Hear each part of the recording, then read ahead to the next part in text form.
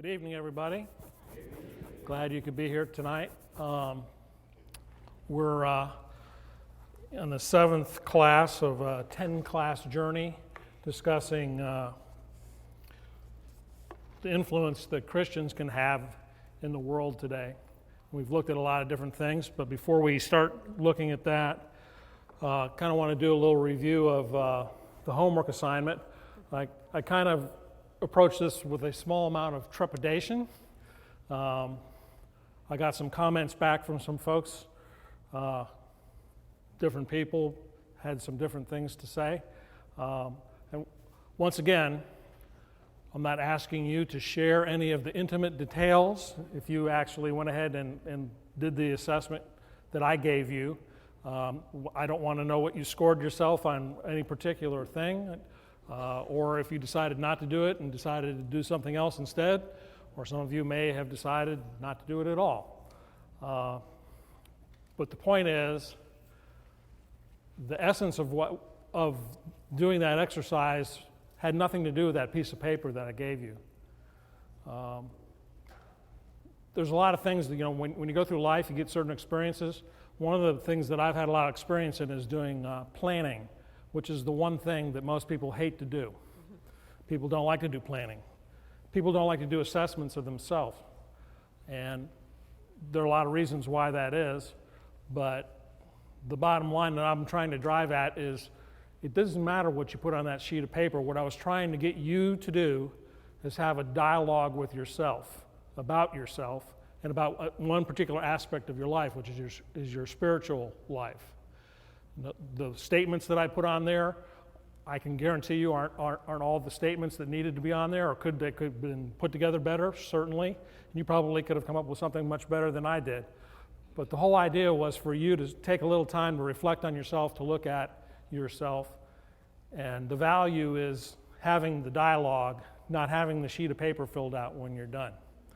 Because the only person who's going to know about it and what that little dialogue you had, hopefully it was between you and God, having a little discussion about where you are spiritually. So anybody have any comments they want to make about it, and then we'll move on. The value that I received from the exercise was we don't always acknowledge the impact the world has on us, on how we're not always using God as our measure stick. And we sometimes get caught up, and for me, when I went to measuring myself as a mother and the keeper of my home, I think I had a lot more outside influence that created pressure and disillusion on me, instead of just measuring myself against God's standards. Okay. So I think we get so caught up in the things and the interpretations of these everyday activities and the mundane that we don't kind of take a step back and say, hey, is this in alignment? I think it's getting aligned, because that's where I was able, after my self-assessment, to say this is where I need to focus. This is the things that I took account that I'm not prioritizing appropriately or not, so forth and so on. Okay. Anybody else? Novell's got to say something. He's one of the people who talk to me. Hard for me to finish that. I really appreciate your effort, the effort you put into that to make me think about myself. Okay. It was not only hard for you to do. When I did it myself, it was very hard to do. You kind of think, well, I'm doing pretty good. I think I'm here. And then you start going through, well, I could be doing this and I could be doing that. And why am I not doing that? And I make excuses about this thing over here. And before you know it, I think, well, before I didn't think I had a lot of work to do, but now I'm pretty convinced that I do. We'll just leave it at that for right now. I hope you took the time to do it. If you didn't do it and you want to do it, go ahead and do it. I think it's a worthwhile exercise. As I said before, we've been journeying down this path of Christian influence, and we've looked at a lot of different things. We looked at just some basics about influence, about the fact that you can have both positive and negative influence on other people, and sometimes it's a conscious thing, sometimes it's something you're not even aware of. In Lesson 2, we talked about being the salt of the earth, the idea that we will have the opportunity to season and flavor other folks that we come in contact with. We can also be the light of the world, And we talked about putting the light that sits up on top of the hill. You don't cover it up. You leave it so that people can see it. And that's another way we can be an influence.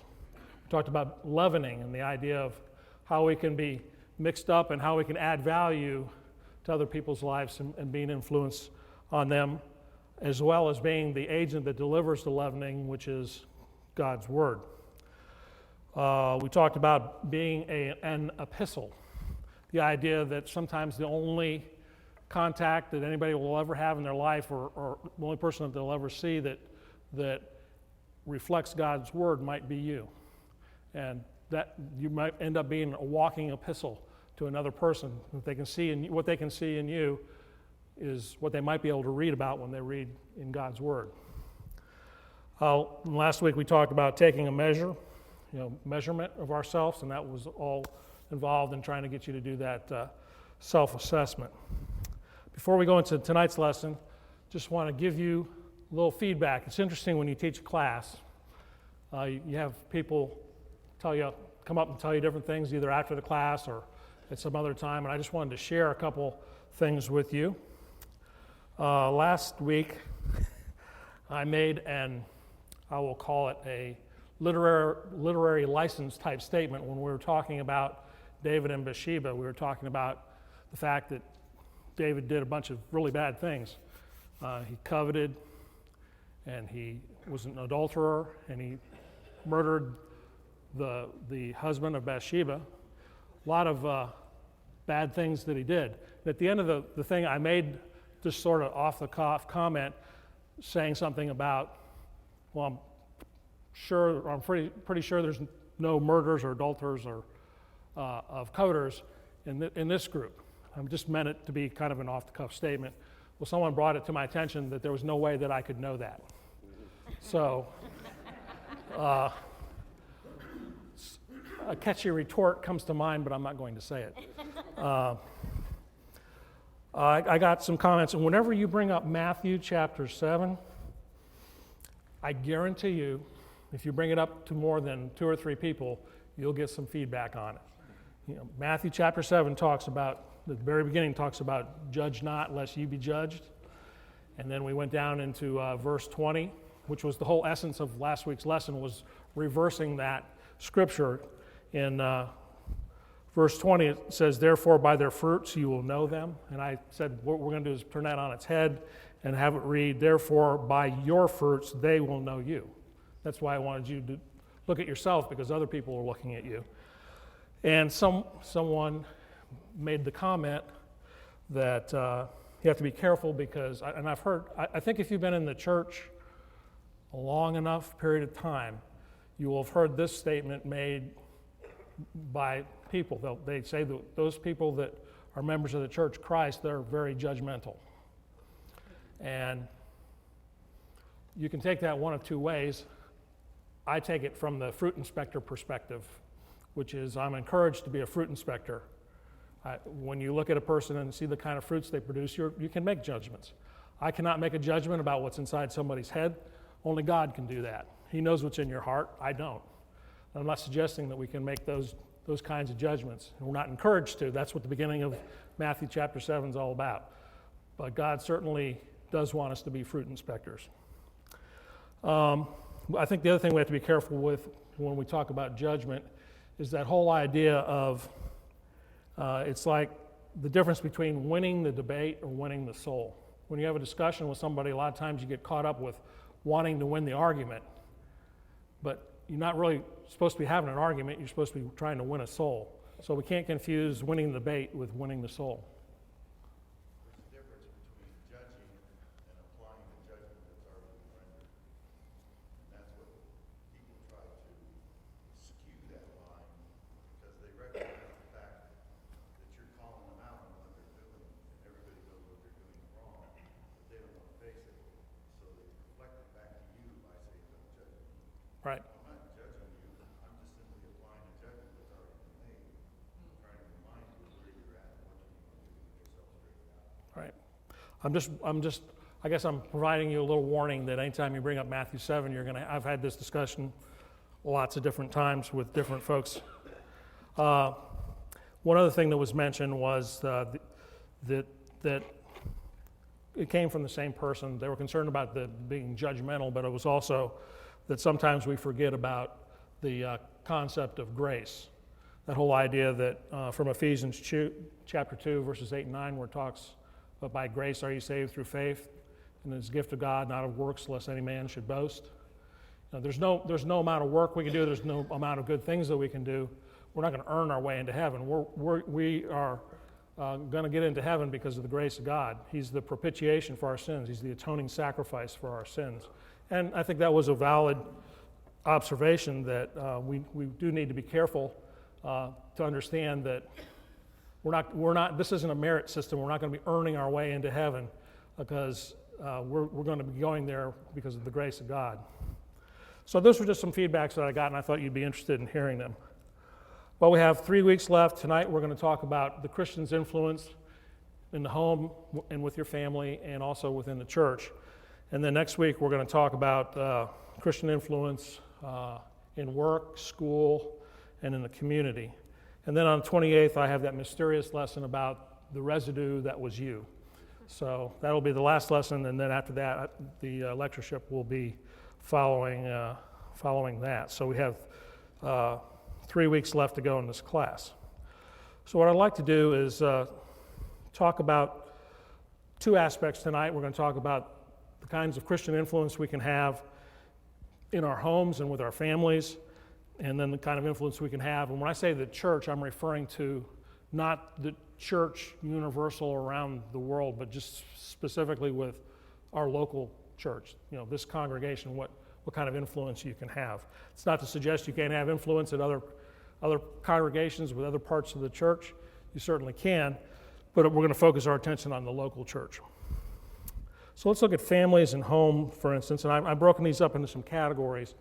The husband-wife relationship, the parent-child relationship, the sibling-to-sibling relationship, the role that grandparents can play, the dastardly in-laws that are part of your family, and some of the more distant relatives that we may have that aren't people that we see on a regular basis.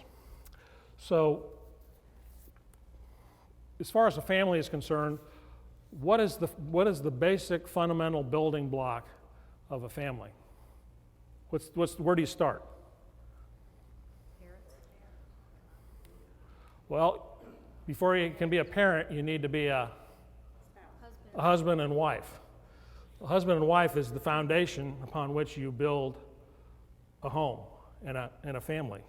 And some people are married and they don't have any children, and there's certainly nothing wrong with that. But as we go on, these things kind of build on one another. But a marriage relationship is really how many partners are involved in a husband-wife relationship? Three. Who changed the rules? No. One man, one woman, and God. It's a relationship between a man, a woman, and the glue that holds it together, which is the relationship they have together with God. And if we were to look at some of if you could describe some of the characteristics or fundamental building blocks of a husband-wife relationship, what would you come up with? What would be some of those things? Trust. Okay. Love. Commitment. Forgiveness. Amen. Communication. Okay. What was that? Respect. Okay. I have a couple here.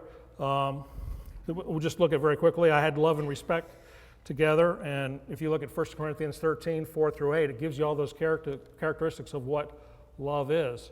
And when you read through that list, love suffers long and is kind, and you go through all those various things. It describes the kind of characteristics that love has, and those are the same kind of characteristics that a loving relationship between a husband and a wife ought to have.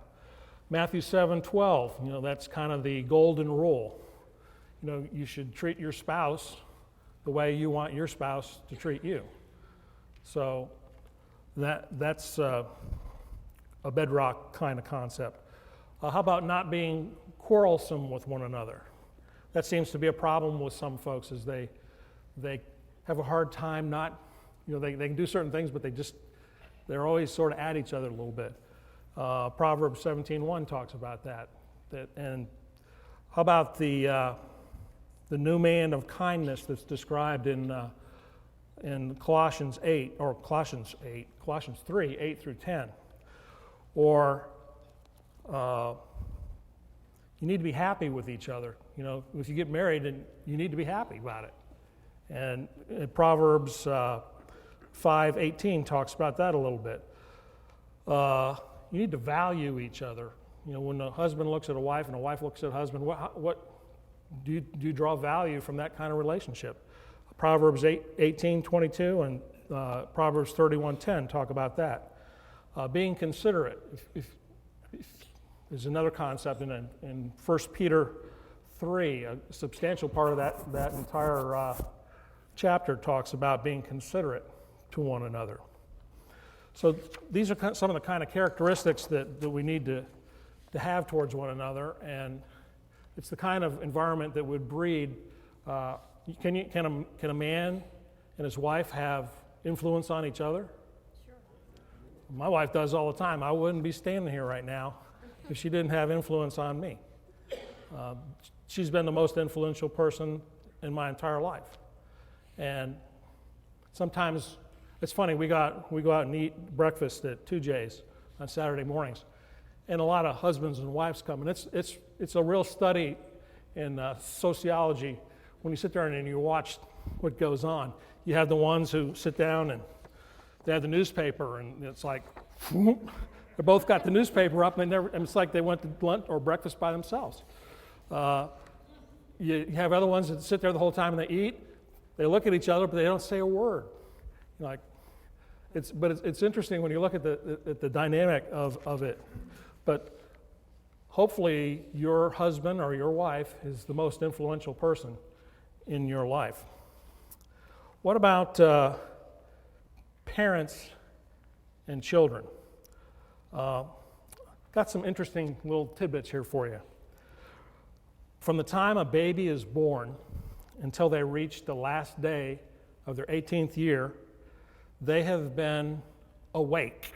I'm not counting the hours that they're asleep. The average approximate time that they've been awake for those 18 years is 105,000 hours. In the beginning, a lot of those hours are spent with mom and dad, or mostly mom, some of dad. And as they get older, the amount of time they spend with you goes down and down and down and down. And you have to hit while the iron's hot, don't you? When you look at young children, they're like little sponges. The younger they are, the more absorbent they are. They just suck in all kinds of input from their environment. And that's when you can have the most influence on them, because they don't have any filters yet. They're not sorting out what's good or bad. They're sorting it, and they're just soaking everything in. And that's why we have to be careful what kind of information we're feeding to them, what kind of example we're setting for them when they're small. Because when those filters come up, then things start bouncing off. I have some interesting statistics. These pertain specifically to the importance of a good Christian father. Some of these statistics are a little bit old, but these are the latest statistics I could find. I guarantee you that what I'm about to read you, it's worse now than it was when they did this study. I can't imagine they're any better. This was done by the Department of Health and Human Services in 1996. Only 1 in 4 children now live with their parental fathers. It means 25% of kids aren't with their biological father.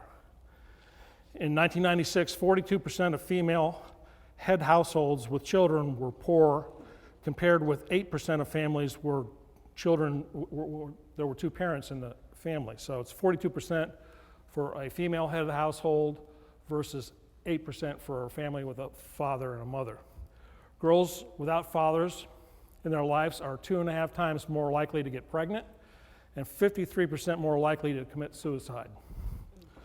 Boys without fathers in their lives are 63% more likely to run away from home and 37% more likely to use drugs. Boys and girls without fathers' involvement are twice as likely to drop out of school, twice as likely to go to jail, and nearly 4 times more likely to need help for emotional and behavioral problems. The average American father spends 7.5 uninterrupted minutes per week with his children, but 32 hours a week watching television.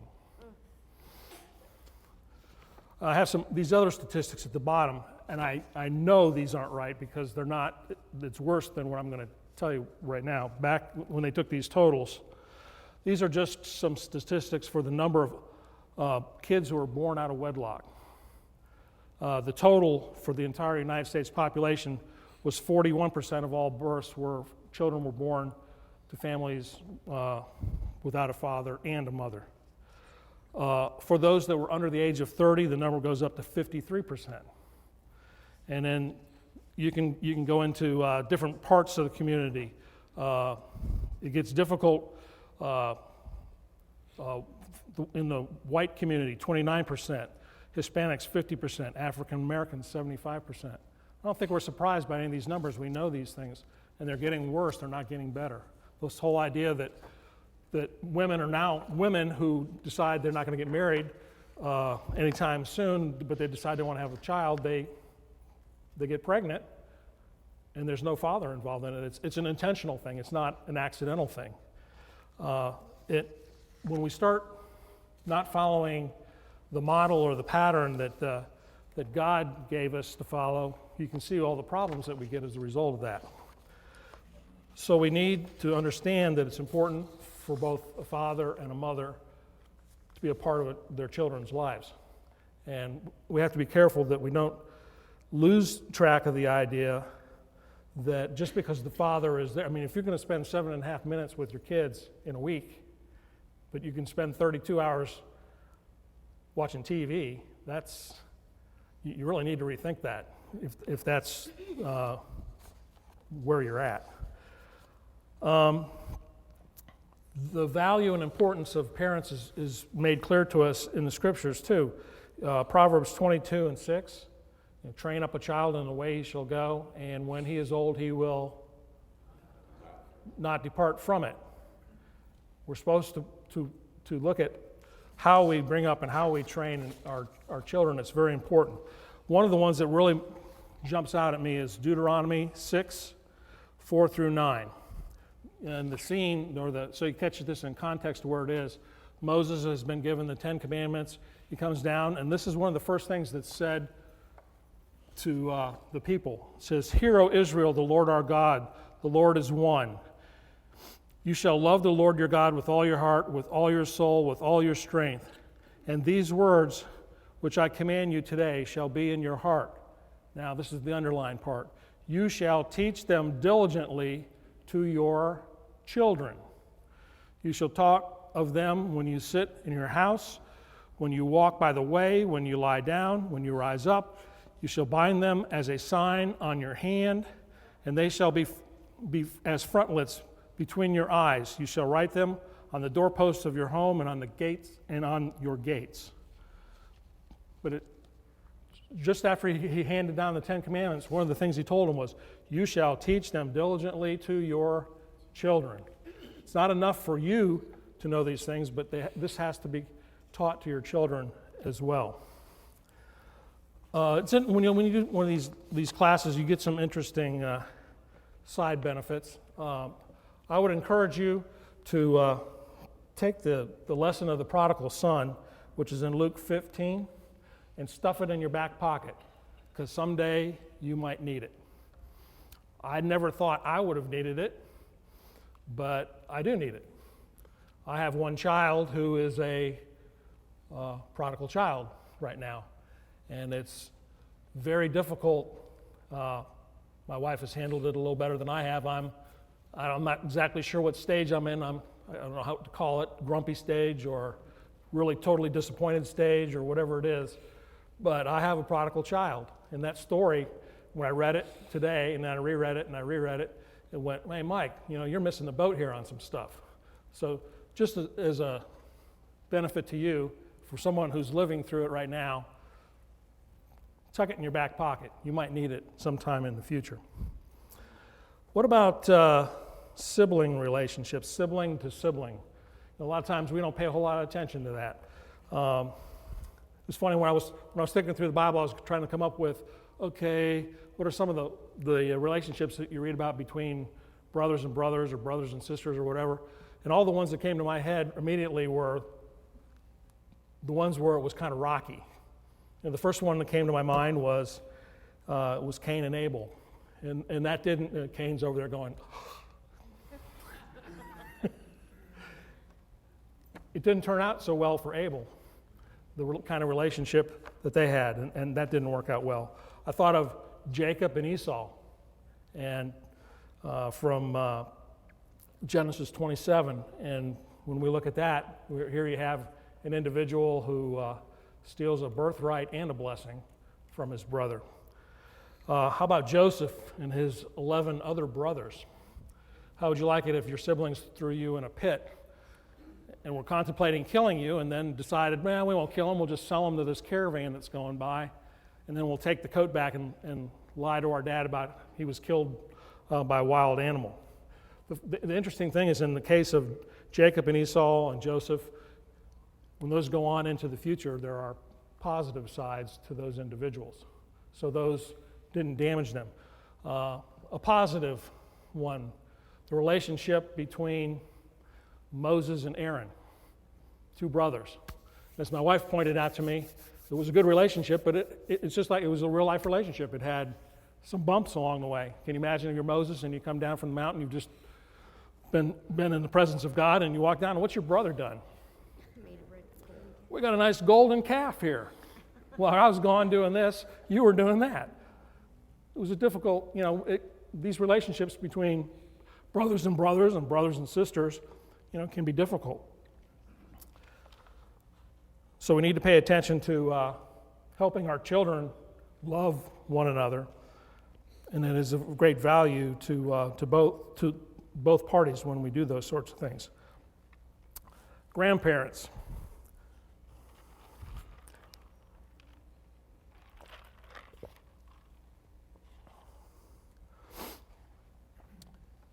The average age, I think it was back in 1945, 46, whenever they started Social Security, the average lifespan of a person was around 64 years old. Today it's close to 80. I believe it's for men it's 78 or 79, and women are a year or two ahead of that. So men and women or adults are living longer, at least in our country. So, where in past times when I talked to my parents really didn't know their grandparents, because most of them, with the exception of one, were all dead before they were ever born. Well, now it's not unusual for your kids, to know their grandparents, and in some cases, they know their great-grandparents. My wife had a great-grandmother. My kids have a great-grandmother that's still alive. So there's a role for grandparents to play in these family relationships, and they can have influence on the family as well, not only with their own children, but with their grandchildren. Sometimes we look at older people and we don't pay attention to them because we don't think they have anything to contribute, and that's a huge mistake on our part, because anyone who's lived any period of time has had all sorts of experiences. They have wisdom beyond ours. They have knowledge. They've experienced things that we've never experienced before. So we need to make sure that we pay attention to them. In Titus 2, verses 1 through 8, it talks about that older men be sober, reverent, temperate, sound in the faith and love and patience, and older women likewise, that they be reverent in behavior, not slanderers, not given to much wine, teachers of good things. They want our older folks to be teachers of younger people. And there is a role for people that are older. And we want to make sure that as we get older, now that I'm old and decrepit, I'm beginning to appreciate the fact that you have to be careful sometimes. I kiddingly refer to myself sometimes as a curmudgeon. And I think we need to be careful as we get older that we don't get curmudgeonized, as it were.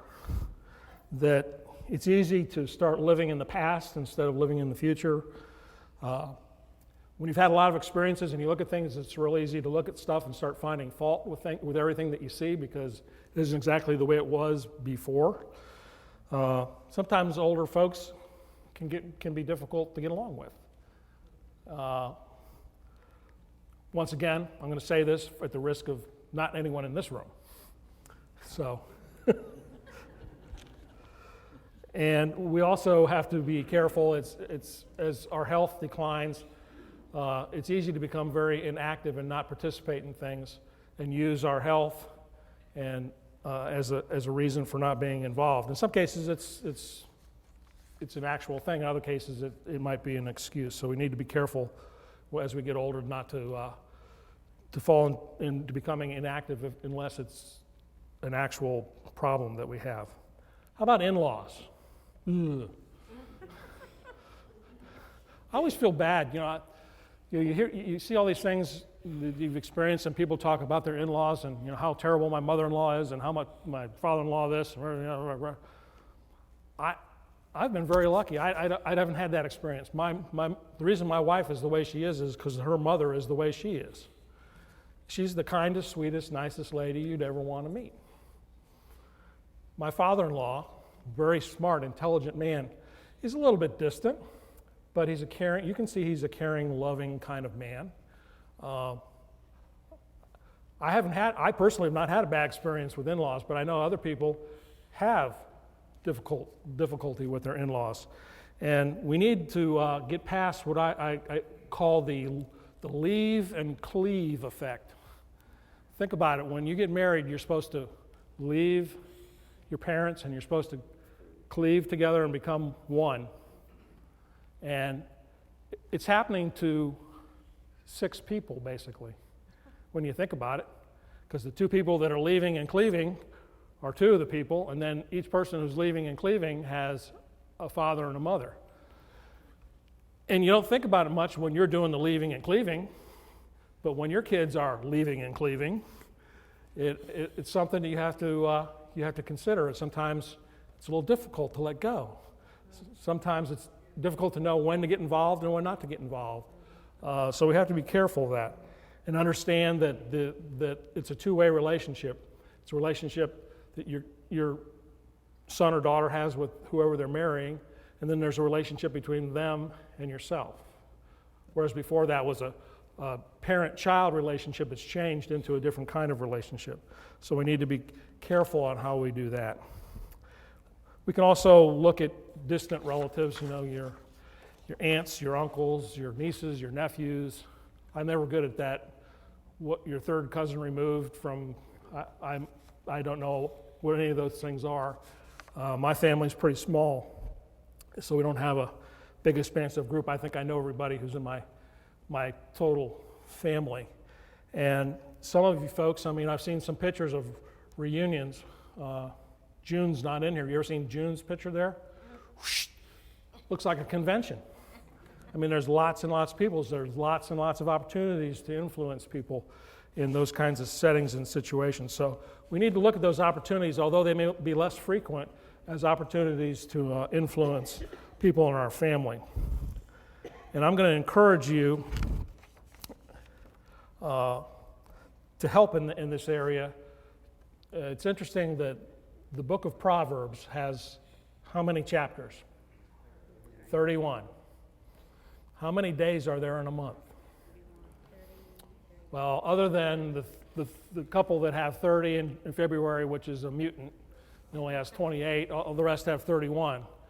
And you can read one chapter a day of Proverbs, and that is filled with all sorts of information, all sorts of wisdom that will help you be a better person, better Christian, and be a better influence on other people. So I'm going to encourage you to adopt that habit of reading one chapter of Proverbs every day. Now we're going to switch over to the church for just a second. English language. I'd like to find the person who invented the English language because I think they're crazy. When we have all these words that have double and triple meanings. I mean, only in English can you say a sentence you can't write. There are 3 twos in the English language. You can't write it. There's T-O, T-O-O, T-W-O. How do you write the sentence? You can't. So many things have double meanings of things. We're going to look at the church for just a second, and I'm suggesting to you that when we translated the Greek word ekklesia into the Bible that we have today, the translation that we use, ekklesia gets translated as the church.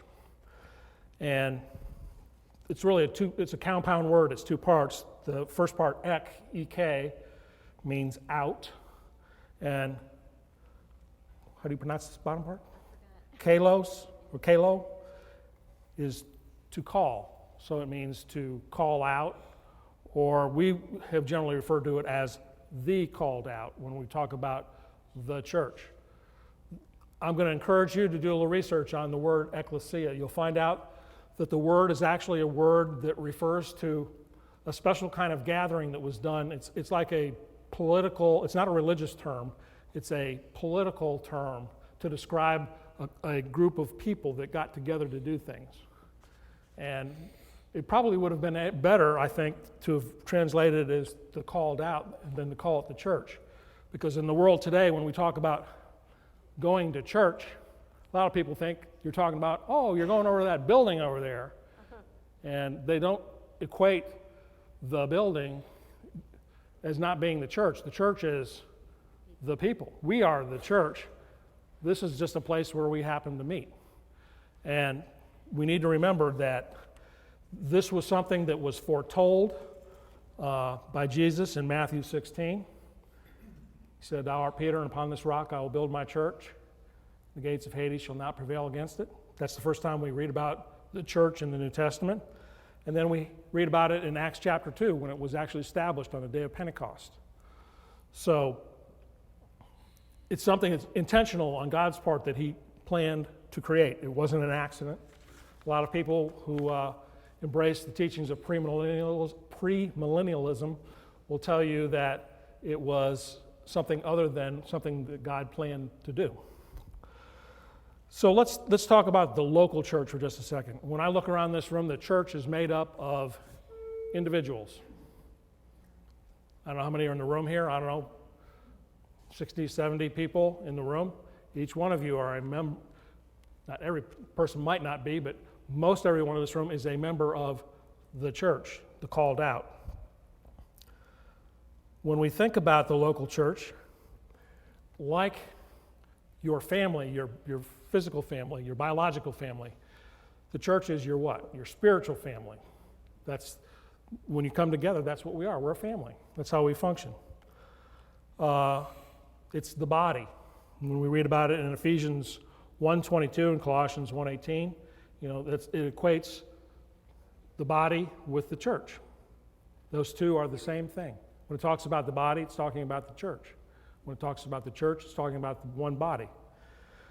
In several locations, if anyone ever wants to have a discussion with you about the idea that it's okay, that this is where the idea of Christendom comes in, that we have all these different kinds of Christians, and they tell you there's absolutely nothing wrong with it.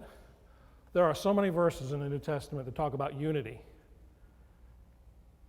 You can start in John 17, the prayer that Jesus prayed before He was crucified in the garden. One of the themes of His prayer was unity. He wanted us all to believe the same thing. All to believe the same thing. In Ephesians 4, 1 through 6, 11 and 11 through 16, it talks about it. In 1 Corinthians 1 and verse 10, it talks about it. Philippians 1:27 and also Philippians 2:2.